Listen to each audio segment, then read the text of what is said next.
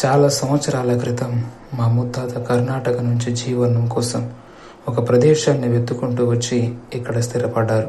ఆ తర్వాత తన సహోదరులు సహోదరిమణులను కూడా ఇక్కడికి తీసుకువచ్చారు. ఆ రోజుల్లో ఈ ప్రాంతం చుట్టూ కొండలు, దట్టమైన అడవులు, అడవి జంతువులతో నిండి ఉండేది. అప్పటికీ ఈ ప్రదేశానికి పేరు కూడా లేదు, సౌకర్యాలు లేవు, జీవితము చాలా కష్టంగా ఉండేది. ఆ కాలంలో విద్యుత్ స్తంభాలు లేవు, కరెంటు లేదు, ఆసుపత్రులు లేవు, సరైన రహదారులు కూడా లేవు. రాత్రి వేళల్లో ఇళ్లలో కిరోసిన్ దీపాలను ఉపయోగించేవారు.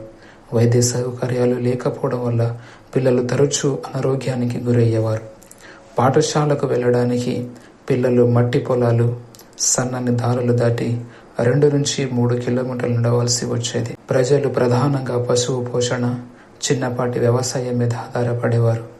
అయితే ఆహారము చాలా కొరతగా ఉండేది. కొన్నిసార్లు తినడానికి సరైన భోజనం కూడా ఉండేది కాదు. ఉడికించిన చింతపండు గింజలు తిని, కొన్ని సందర్భాల్లో ఎండిన మంటిని తిని నీరు తాగుతూ జీవించేవారు. పేదరికం, ఆకలి వారి నిత్య జీవితంలో భాగంగా ఉండేవి. మా నాన్నమ్మ చెప్పిన ప్రకారం రాత్రి వేళలో చాలా భయంకరంగా ఉండేవి. ఆ రోజుల్లో దయ్యాలు వచ్చి ప్రజల మధ్య తిరుగుతూ మాట్లాడుతూ ఉండేవని వారు నమ్మేవారు. ఆ కాలంలో కుటుంబాలు అడవిలోని తమ తమ పొలాల్లో విడివిడిగా నివసించేవారు.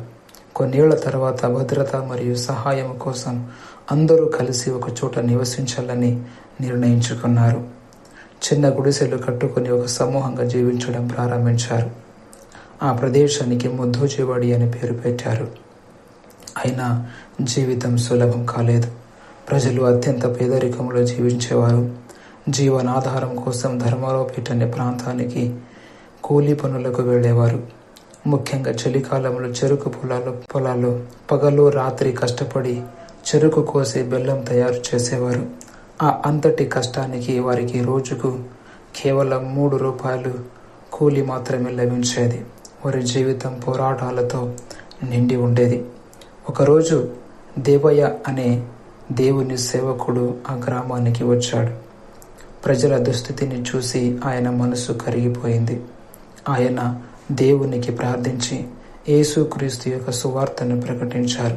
ప్రతిరోజు ప్రజల కోసం ప్రార్థిస్తూ దేవుడు మీకు ఆశీర్వదిస్తాడని, నిత్య జీవమును అనుగ్రహిస్తాడని ప్రేమతో ధైర్యం చెప్పేవారు.